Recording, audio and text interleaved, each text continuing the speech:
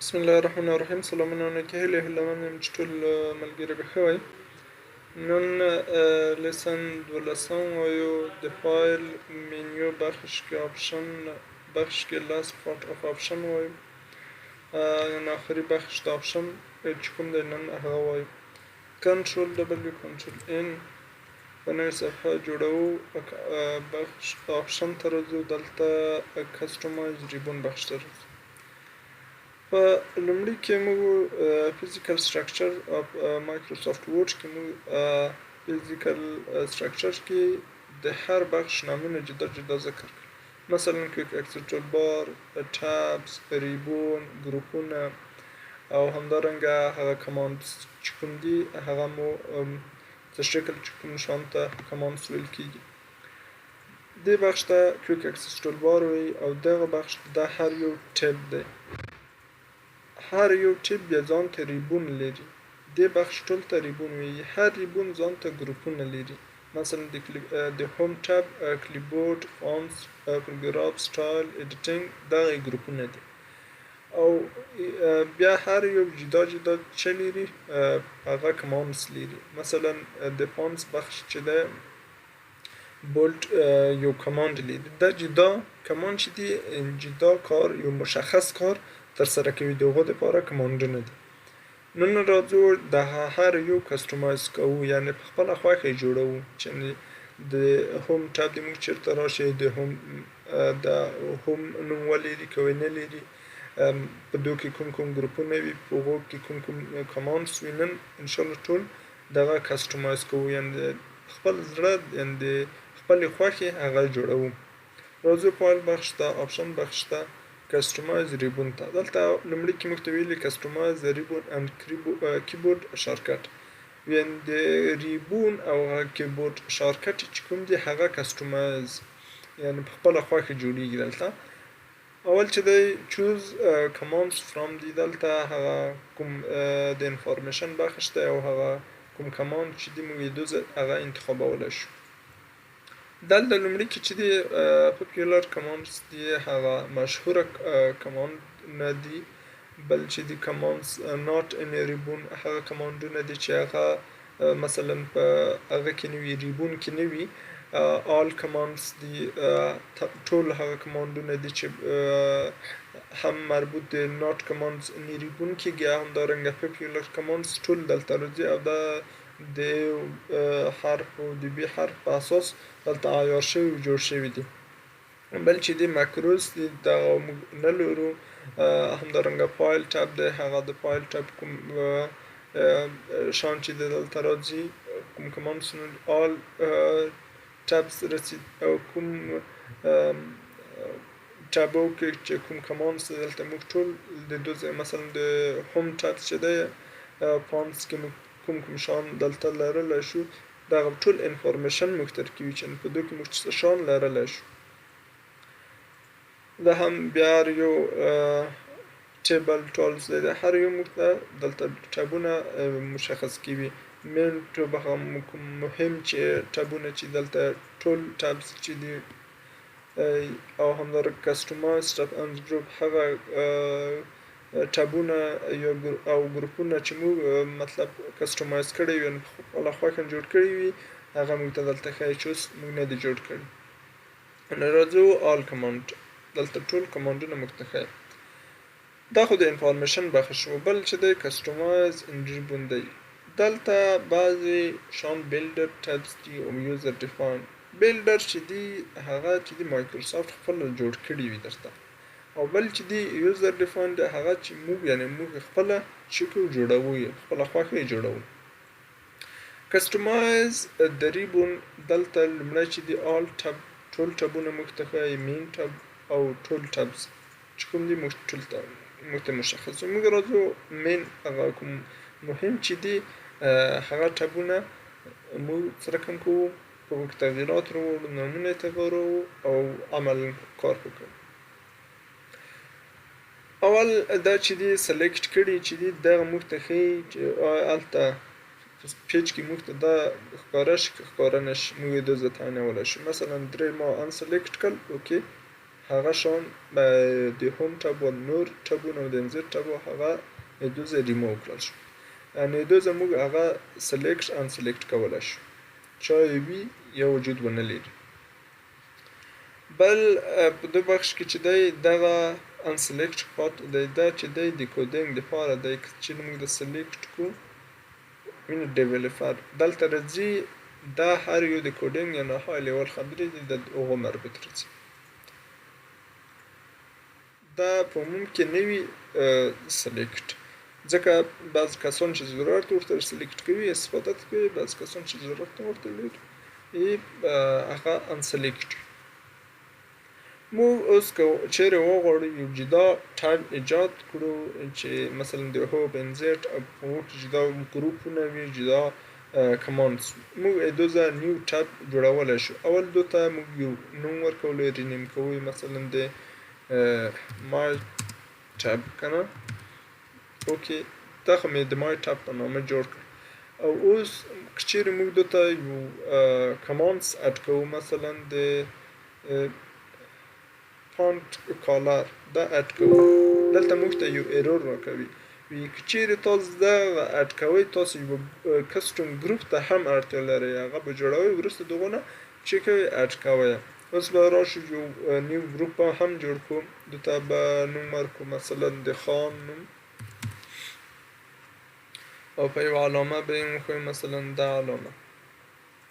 په دو کې زه کولی شم چې وکړم اډ وکړم مثلا ایمیل ورته اډ کړم بل ورته اډ کړم بل ورته اډ کړم د دو زموږ کولی شو د ټول شان دلته اډ کړو اوکې کولی شم د دو مای ټاب دلته راغله او دلته کوم شان چې په کوم ګروپ ما ورته جوړ د خان په نامه مې ګروپ جوړ کړی په هغو کې چې ما کوم شان اډ کړل هغه ټول ما ته دلته کوم کمانډونه اډ کړل ما ته دلته ښیي. د آپشن کماند دلته آپشن بخش دلته راځو دو زموږ تعینولی شو چې کوم کوم وي کوم کوم نه وي. که چیرې موږ وغواړو چې دغه وجود ونه لري یعنې ریموو کړل شي دو ځای هم موږ ریموولی شو او د دو ځای هم موږ ریسیټ کولی شو چې ریسیټ آنلی آل کسټمایزل د دو ځای ریسیټ کولی هم شو.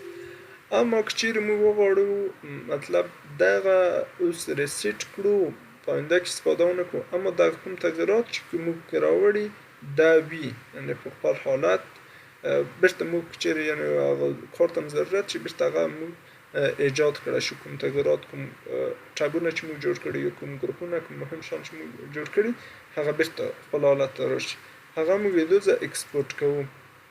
مثلا دا زه د علي په نامه ثبت کوم دلته دا مې ثبت کو اوس زه ریسیټ کوم ریسیټ آل کماند بېرته خپل اولي حالت ته راځي که نه خپل ریسیټ هم کېږي دا د خپل حالت ته بېرته راغله زه یو کې وایم بېرته خپل حالت زه ریسیټ کړم ما ریسیټ نه کړ ریسیټ آل کسمز اوکې هغه مای ټوب چې ټول شیان یعنې بېرته خپل حالت ته که چیرې زه وغواړم چې نه هغه ما چې کوم شیان جوړ کړي کوم ټب ما جوړ کړی دی هغه بېرته راشي دو ځای تعینولی شو. امپورټ ته راځو امپورټ کې علي اوپن بېرته هغه ګوره دلته موږ ته راځي ما ټب چې جوړ کړی و اوکې چې وایم بېرته هغه راځي دلته دو ځای موږ هغه تعینولی شو. او که چیرې موږ غواړو د ټابونو ځایونه تغییر وکړو هم یې دو ځای تعینوو هوم ټب زه دلته راوړم د هوم ټب دلته راغلو ځایونه هم یې د هغو زه تعینولی شو بېرته هم ټب په لومړي سر کې او یې دو ځای هم ریموو کولی شو ریموو شو. بل بخش چې د ریبون بخش خلاص شو اوس شارټکټ بخش چې دی دغه امپورټ او اکسپورټ چې دی امپورټ چې دی وارد کول اکسپورټ چې دی صادرول موږ هلته ریسیټ کوو بېرته یعنې ثبت کوو بېرته یې چې هغه کوو یعنې موږ د استفادې دپاره یې عیاروو امپورټ کوو. بل چې دی د کیبورډ شارټکټ بخش دی دلته موږ شارټکټ د هر ټب دپاره جوړوو مثلا د هوم ټب دپاره د بولډ بخش دپاره دغه شارټکټ دی کنټرول پلس بیو یا د انزیت بخش دپاره د بیلډینګ بلاک ارګنایزیشن دپاره نشته دی موږ ورته جوړولی شو. داس د هرې مثلا د هوم ټاب دپاره د بولډ دپاره دا دی زه غواړم چې یو بل شارټکټ هم ورته جوړ شي. په هغو شارټکټ هم زه غواړم استفاده یې دونه وکړم. مثلا کنټرول جی زه دا ورته اسیګن کوم کلوز اوکې. زه اوس راځم دلته مثلا یو نوم لیکم علي دا سلیکټ کوم کنټرول جی وایم هغه د بولډ عملیه ماته انجاموي. یعنې موږ د دوه شارټکټ ورته تعینولی شو چې د هر شي دپاره شارټکټ بس بېرته زه یې دوه هم هغه بېرته ریموو کولی هم شي. ریموو دا هم د کسټمایز ریبون بخش. کویک اکسس ټول بار بخش چې دی دغه بخش ته موږ کویک اکسس ټول بار وایو. دوزه هم موږ مثلا د اوپن نیو هر یو تغییرات کې راوستلی شو. یعنې کوم شیان ورته اډ کولی شو، یعنې د ایمیل کمانډ ورته اډ کولی شو د اسانۍ دپاره. یعنې موږ ته دغه کمانډونه زر لاسرسی ورته ولرو د دپاره دلته دغه شی کوو اډ کوو. دغه کوم شیان چې خپله دلته شته دي موږ یې اډ کولی شو. که چیرې دلته بعض شیان نه وي موږ یې دوزه هم کولی شو. که چیرې د آپشن بخش نه ورته راځو یا د دو بخش نه دواړو یوه طریقه ده ورته راتلی شو. د کویک اکسس ټول بار بخش ته دلته هغه کوم کمانډز چې دي موږ یې انتخابولی شو دلته تعینول چې کوم وي دوزه تعینولی شو. اوس کسټمایز کوو یعنې دلته یې موږ فار آل ډاکومنټ دپاره کوو که نه د همدغو یوه ډاکومنټ دپاره یعنې ډاکومنټ 1 دپاره یې موږ جوړوو. هغه موږ یې دوزه تعینولی شو. مثلا زه اوس دو دپاره د کاپي دلته اډ کوم. کاپي اډ شو پسې بله هم اډ کوم بله هم اډ کوم هر یو انتخاب پوینټ هم اډ کوم. اوکې دلته ټول راغلو. او که چیرې زه غواړم چې داسې نه بېرته ریسیټ کړل شي دوزه یې کولی شي آنلی کویک ټول بار شي که آل کسټمایز شي یعنې تنها د کویک اکسس ټول بار بخش شي یا نه تمام ټول کسټمایزیشن ریسیټ کړل شي دوزه یې تعینولی شو. اکسپورټ امپورټ مخکې مو هم ویلې دوزه تعینولی شو.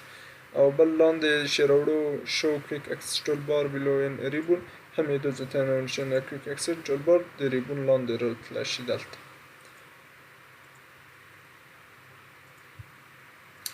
دا هم د کویک اکسس ټول بار بخش.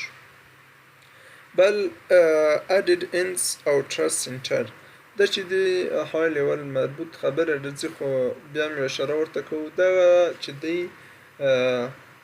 هر یو اکشن چې دی یو هر یو شی چې دی یو ځانته لایبراري یو بخش لري که نه. دلته ټول اکشنونه موږ ته ښیي چې کوم لایبراري پورې مربوط راځي. لوکیشنونه موږ ته ښیي ټایپ چې اکشن دی چې دی ټامپلیټ دی بل دی موږ ته دلته هغه تعینولی شي. مثلا زه اوس د اکشن بخش کې اکشن ته راځم یا بل ته د ټامپلیټ ګو هغه سیټینګ ته ورځي او هلته موږ تغییرات کې راوستلی شو. دا د هغو بخش راځي دوزه دا تعینولی. او ټرسټ سنټر چې دی دا که چیرې موږ یو اکشن ترسره کوو چې کله هغه دوباره رن کوو بعضې شیان ډسیبل کېږي. دلته موږ ته هغه هم یعنې او د ډاکومنټ سیف کوي کمپیوټر سیکیور او هیلټي دپاره دی کمک ورسره. دلته موږ هغه بعض شیان تعینولی شو دوزه تغییرات پکې راوستلی شو. مثلا د ټرسټ پبلیشر بخش دی د لوکیشن بخش د ډاکومنټ بخش دی او همدارنګه تر آخره فارس آپشن بخش دی موږ یې دوزه تعینولی شو. دا هم د فایل منیو آخري لیسنز